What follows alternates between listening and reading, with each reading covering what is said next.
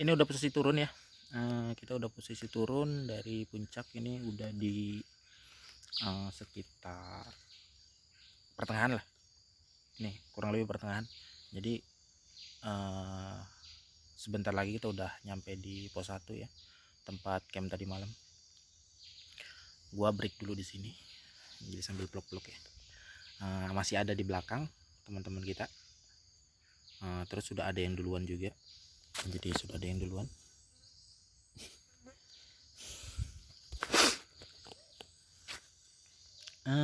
Di sini gua mau cerita nih. Pengalaman gua udah berkali-kali naik di puncak sini. Sebenarnya enak sih, tentunya enak. Cuma kadang buat para pendaki gitu kan. Di situ pernah di puncak yang terakhir itu tadi yang ada talinya itu pernah ditinggalin webbing. Jadi untuk posisi orang untuk naik gitu kan, alat bantu lah tali itu udah ditempatkan di situ. Jadi ada orang nyumbang gitu kan, kadang kasihan kan untuk pendaki-pendaki lain, jadi nggak perlu bawa dari rumah. Nah, kita udah pasangin di situ, ternyata hilang gitu. Jadi diambil, webbing itu diambil sama orang. Entah memang yang ngambil pendaki juga asli pendaki, atau memang cuma iseng-iseng orang yang pengen naik, pengen muncak, nggak ngerti. Udah dah, ambil aja talinya, lumayan nih, bagus nih. Jadi gimana ya, tolonglah buat kalian-kalian yang ngambilin tali webbing hammock atau enggak tali-tali yang ada di sana itu yang sudah terpasang, tolonglah jangan diambil lah. Karena kasihan bagi yang para pemula yang ibaratnya butuh bantuan pakai tali itu.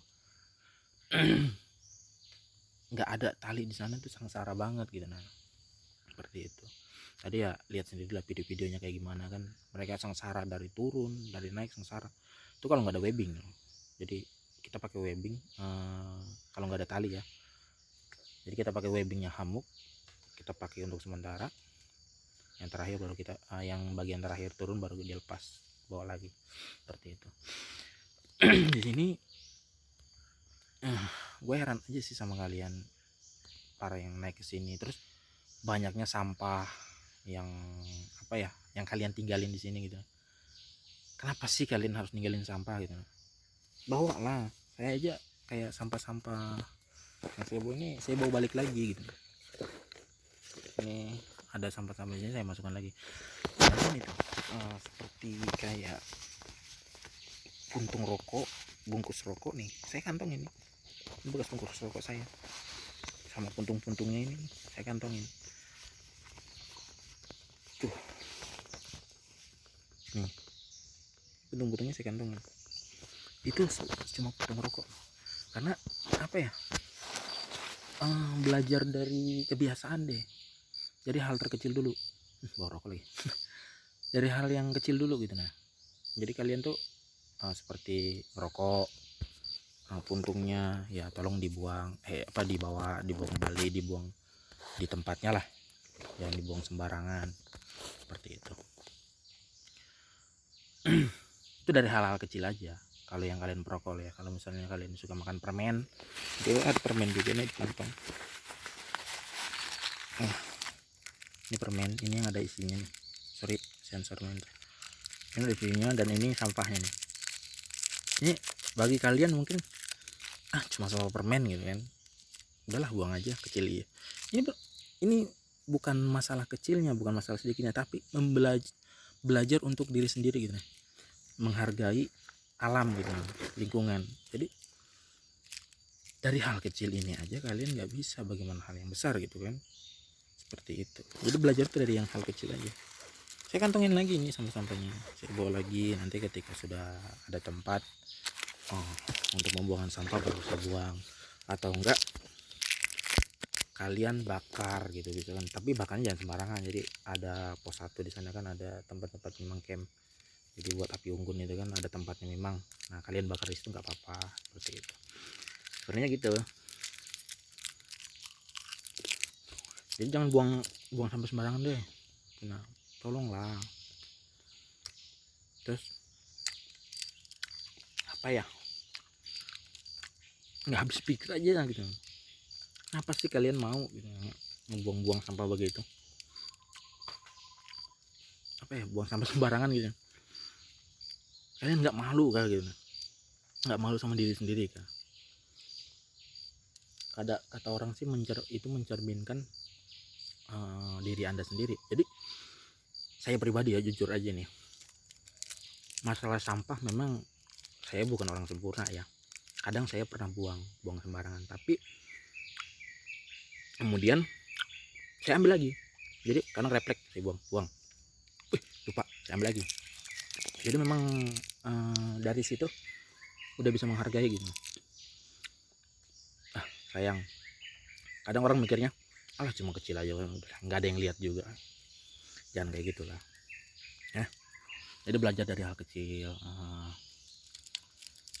tolong dijaga lingkungannya kalian juga ya. Saya juga di rumahnya sebenarnya gini, ada yang bilang apa ya, buang sampah sembarangan itu mencerminkan diri Anda pribadi di rumah. Berarti kalau sering buang sampah sembarangan di rumah berarti Anda jorok orangnya. Jujur aja, saya orangnya jorok di rumah tuh, jorok, benar jorok. Jadi saya orangnya tuh nggak tiap hari bersih. Jadi saya tinggal di rumah sendiri ya, nggak tiap hari bersih harus nyapu, ngepel, cuci piring, cuci baju, nggak tiap hari. Jadi kalau kadang saya mau, kalau sudah memang saya lihat udah nggak enak nih, harus saya bersihin, nggak tiap hari. Jadi saya tergolong orangnya yang tergolong ibaratnya malas sih, nggak rajin-rajin, cuma masih ada rasa gitu. Cuma kalau masalah sampah, dulu jujur aja saya sering buang sampah sembarangan, parah banget. Yang mau tahu, naik mobil, naik motor, buang seperti itu. Kalau sekarang enggak. Jadi kadang orang mikir ketika baru masuk itu kan, kita bawa mobil nih, masuk dalam mobil, joroknya banyak sampah di dalam. Kenapa sih kamu jorok betul? Dalam pikir kan, ya biarin aja, kan sampah-sampahku, nanti kalau udah nyampe juga buang tempat sampah, seperti itu. Jadi nggak dibuang sampah sembarangan. Bagusnya sih kayak di mobil, atau enggak kalau di motor sih ya masukin di tas lah sampahnya. Kalau di mobil tuh disiapin tempat sampah gitu, jangan buang-buang sembarangan. Itu buat anak-anak yang pendaki juga, yang suka camping, tolong dijaga sampahnya.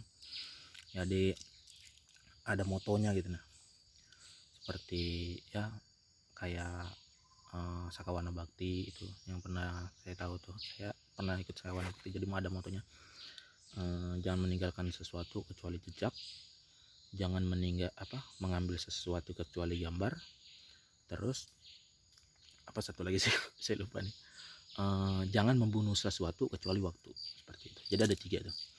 Jadi penjelasannya itu jangan meninggalkan sesuatu kecuali jejak. Jadi apapun itu yang berbentuk sampah, yang menjadi sampah, jangan kalian tinggal, seperti itu, kecuali jejak. Kalau jejak bekas api unggun atau jejak telapak kaki nggak ada masalah, seperti itu. Tapi kalau sampah-sampah tolong jangan ditinggalin. Terus yang kedua, jangan mengambil sesuatu kecuali gambar. Nah, seperti tanaman-tanaman yang dilindungi gitu kan, yang itu jangan diambil. Terus binatang-binatang jangan dibunuh, jangan diambil, biarkan mereka di habitatnya gitu. Nah, karena mereka tuh punya ekosistem. Jadi kalau seandainya kita mengambil, ekosistem mereka tuh nggak seimbang. Jadi itu yang membuat cepat punah, seperti itu. Terus yang ketiga itu jangan membunuh sesuatu kecuali waktu. Nah, di sini buat para pemburu nih, kalau membunuh hewan-hewan, binatang-binatang yang dilindungi itu jangan, kecuali kecuali waktu nggak ada masalah. Maksudnya membunuh sesuatu kecuali waktu. Kalian yang targetnya tadi muncak itu 2 jam gitu kan, 3 jam, bisa kalian pangkas jadi 1 jam, atau enggak 1,5 jam atau setengah jam, itu bagus. Itu yang maksudnya itu, seperti itu. Jadi kalian paham lah di situ. Satu lagi nih, kadang ada yang bilang, berarti bang kalau masalah ikan ikan kita bunuh gitu boleh nggak? Ya nggak ada masalah kalau cuma ikan. ibaratnya ikan itu kan kita konsumsi, ya kan. Kalau seperti kayak kancil, iya bang, kancil kijang juga kita konsumsi, benar, kalian konsumsi, cuma masih ada yang lain gitu. Nah, ikan pun masih ada gitu kan, sayuran masih ada, seperti itu. Kenapa sih harus kalian membunuh yang binatang besar gitu? Lagian kalau posisi kalian di hutan, kalian bunuh itu, terus kalian makan di situ, nggak akan habis, ya enggak? Kalau untuk sendiri, kecuali kalian bawa pulang otomatis dijual. Nah, itu yang salah, seperti itu. Makanya jadilah hewan itu langka dilindungi. Oke, itu aja sih penjelasan kurang lebih panjang kelebaran lagi. Jadi kita lanjut lagi ya. Mereka ini gua tungguin kok nggak muncul-muncul ya di belakang. Masih ada sih suaranya. Udahlah, lanjut lagi dah.